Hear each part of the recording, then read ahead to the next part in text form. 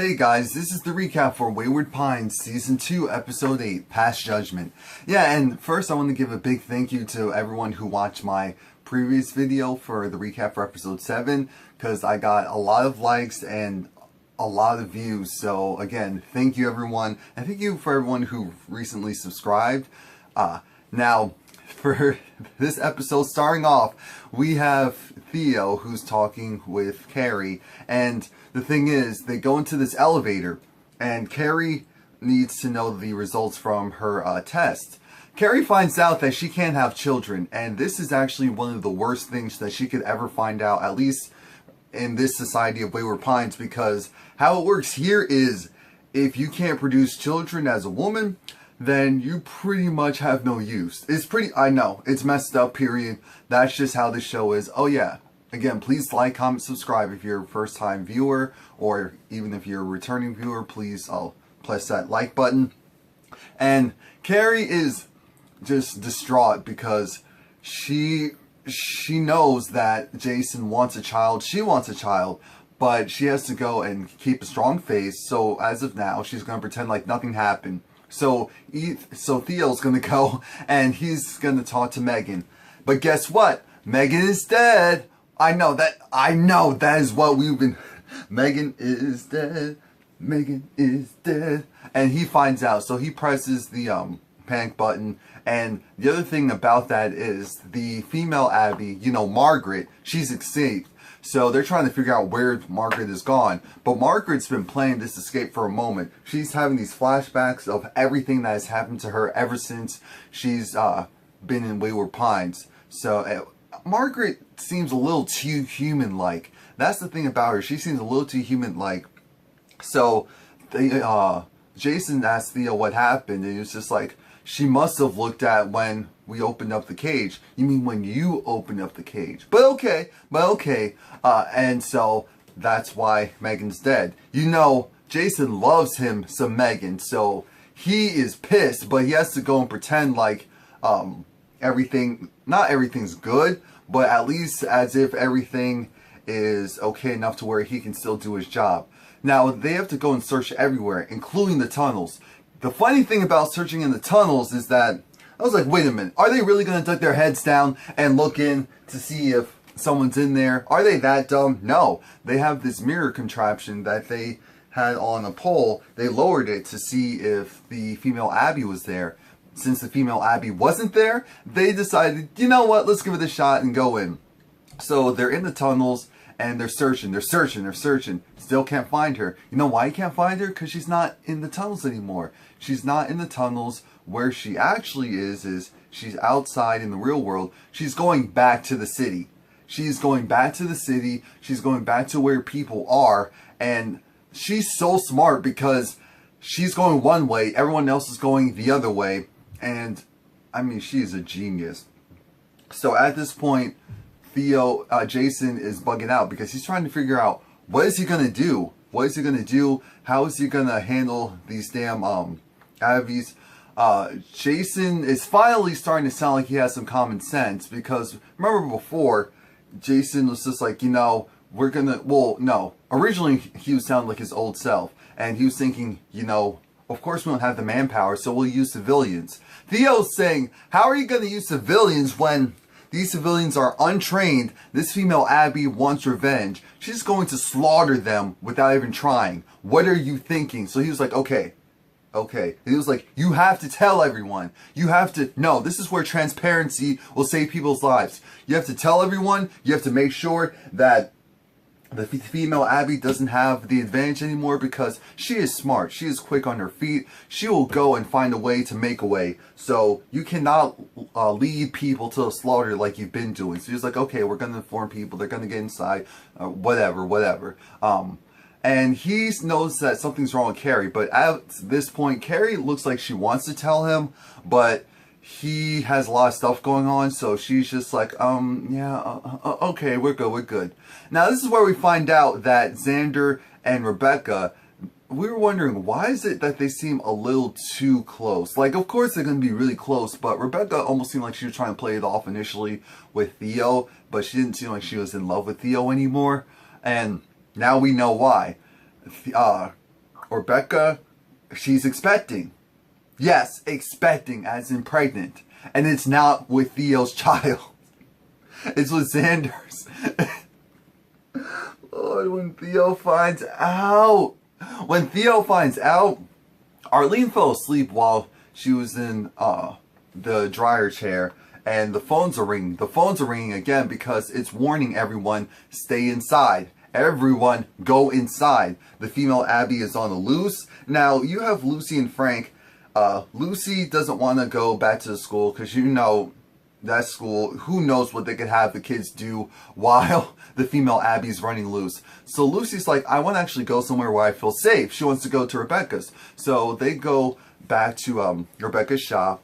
Xander's trying to get everyone to go inside because people are lollygagging because there's not this huge warning system anymore. So no one really knows what's going on unless the people around them tell them what's going on. Now Lucy and Frank are walking in the woods, and that's terrible because that's actually where the female Abby is. At this point, she's looking at Frank because she remembers, excuse me, he's the dude that was originally out in the open at the carousel, but again, he didn't do anything to her.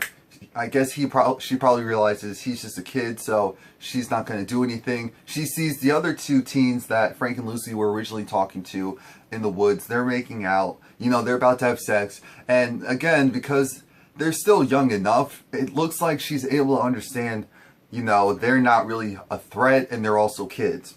Even though they're teens, they're still, you know, kids in an adult's book. And what happens next is crazy. What happens next is crazy because now you have people who aren't really soldiers but want to play soldier. And the problem with that is the female Abby is out in the, she's out where the, not the, why do I want to say congregation, where the community is. You know, where the housings actually are. And she goes, she sees the soldier, and she attacks him because the soldier reminds her of Jason, the enemy. Notice how we're using these context clues. And so you hear these screams, so everyone goes running in different directions. We have Theo, who enlists the help of Adam because Theo knows that Adam knows this female Abby. The female Abby is carrying the guy that she just killed, and we're wondering, wait a minute, but why is she doing that? We still don't know why she's doing that. The kids make it safely to Rebecca's, and at this point, the female Abby is actually in that general area. She's running around up on the roof. She's running up on the roof, but she's doing it to distract them. She's doing it to confuse them because she's basically running north, south, east, west. That's how she's doing it. And at one point, it looks like she got hit and hurt, but that was a trick. She wanted to make them think that she got hurt. And when Adam and Theo are trying to chase her in the woods, Adam realizes, wait a minute, she's trying to trick us. You see, she is trying to trick us. No, you see that? The body. There's the body of a guy that she's killed. It's not her blood she's using. It's his blood. She must be going in the opposite direction. So, in order to get everyone to think, oh, well, she's hurt, she's wounded, we have her cornered, Jason goes and visits Megan's dead body, and I am upset about it because you know I don't like Megan. And this is where Jason talks about how Megan helped him so much when he was a kid, and especially when, what was it, Pilfler died. Megan was there to, you know, he didn't even know how to turn on the computer. He didn't know how to do anything. Megan walked him through everything. Marcus, you know, the black female officer, is trying to tell Adam, we need your help, dude, because the female Abby is being reported all over the place. And so this is where, oh, what's his name? This is where Jason's like, you know what, screw it. Screw what Theo was saying. We're going to go and enlist the help of everyone who wants to help. Worst decision ever. But this is Jason, so we're used to this type of BS. And so now they're off on the hunt for her. They're going to go and do everything they can to try and find her. She's still in the woods at this point. Now we're back at Xander's, well, technically at, what's her name? Rebecca's salon. And so Rebecca whips out these blueprints. And this is when the small group of people find out Rebecca's actually the person to jump her. But Xander was just like, look, she was kidnapped too, just like the rest of us. So stop acting like, don't think that she's our real imprisoner. Our real imprisoner is actually dead. Well, 1 out of 2, because Jason's still alive. Now, they need to go and figure out, okay, where is she actually going? Where is the female Abby actually going? Where could she possibly escape / bring in new people? There's a small opening where there's like this pit and there's also this tunnel. So they devise a plan. Now they need the help of the people actually in that store. Frank is just like, you know, I can help. I want to be useful, because remember, in Frank's mind, he's thinking he's not useful because he's gay, so he won't be procreating with anyone. At least he could go and fight on the front lines. They don't use him for that. Instead, they have these 2 adults that are like, you know, we'll go and search for the female Abby. Xander had this stockpile of weapons that I think he put in the storm drainage. So he was lying when he said that he didn't have weapons anymore. And the jury's still out regarding if that was a good thing or a bad thing. Arlene has binoculars, and Arlene tries to make it seem like, oh, she has it just to watch birds. And then this is when Arlene says, oh yeah, and I guess I also watch, no, it's not like I watch my neighbors from time to time. Arlene is a mess. A mess. Rebecca's worried because she's the one anything to happen to Xander. Xander is like, he'll be fine, but also like, Rebecca, don't get any bright ideas. Well, actually, she does have a bright idea. It was more so like, be careful, because Rebecca's going to go and she's going to get the original blueprints of the original town that Wayward Pines was built on top of. And so with that, she will be able to really say, okay, this is our exit point. This is our entrance point. So she goes into the mountain. And she convinces the security guards. It's just like, you know how Jason is. Are you really going to get in Jason's way? You know, Jason's not going to be too happy that I came in here trying to do my job and you decided to go and stop me. So she gains entry. And again, this is where they find out that the female Abby isn't hurt. She's not using her blood. She's just trying to pretend like she is so that she can lead everyone on this huge wild goose chase. And while Rebecca is trying to find the original blueprints, and she does find it, that's when Carrie comes in. And Carrie's like, what do you think you're possibly doing? Do you know what will happen when Jason finds out? She's like, first of all, you guys still need me, so that's not gonna happen. Second, I'd rather, you know, actually do something, be productive, potentially save everyone, than just sit back and let Jason kill us all.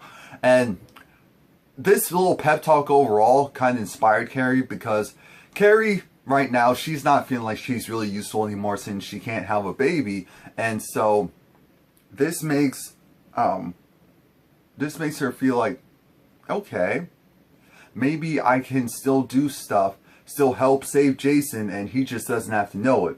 So Carrie allows her to go and take the blueprints, because she knows that this is their best shot of actually taking down this female Abby, actually finding the hole in their defenses.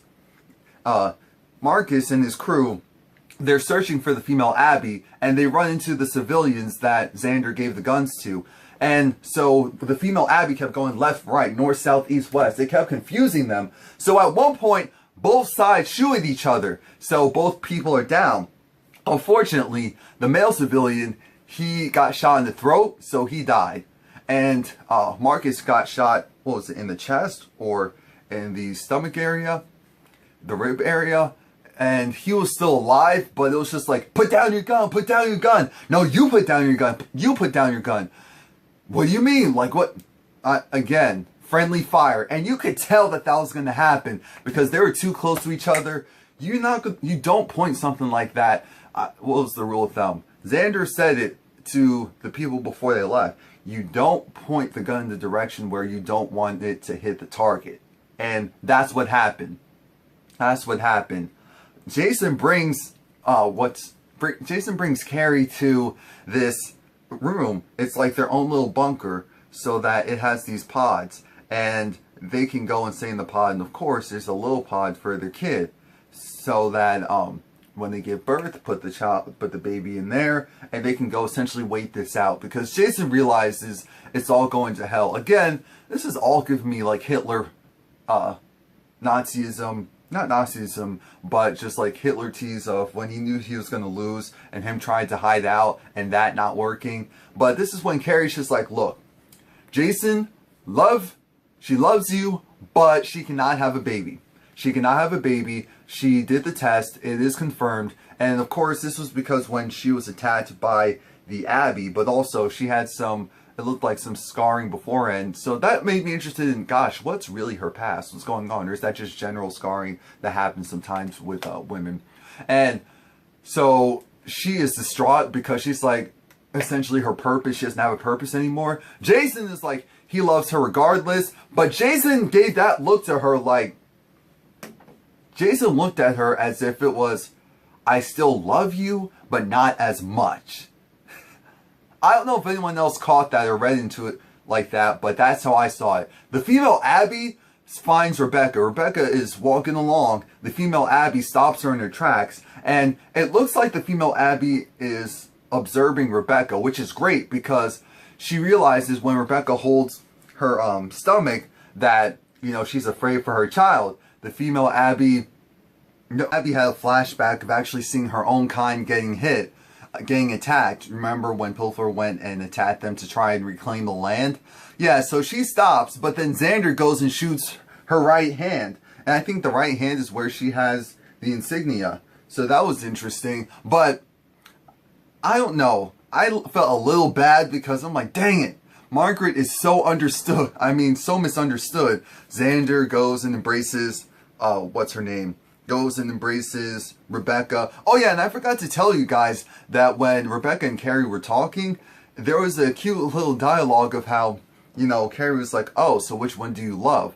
No, it's like, so how's your husband, or how's the guy you love doing? Or, no, what was she saying? So how is he? It's like, oh, well, he's stubborn, he's this, he's that. And so she was like, oh, I'm talking about Theo. She was like, well, no, I'm talking about Xander.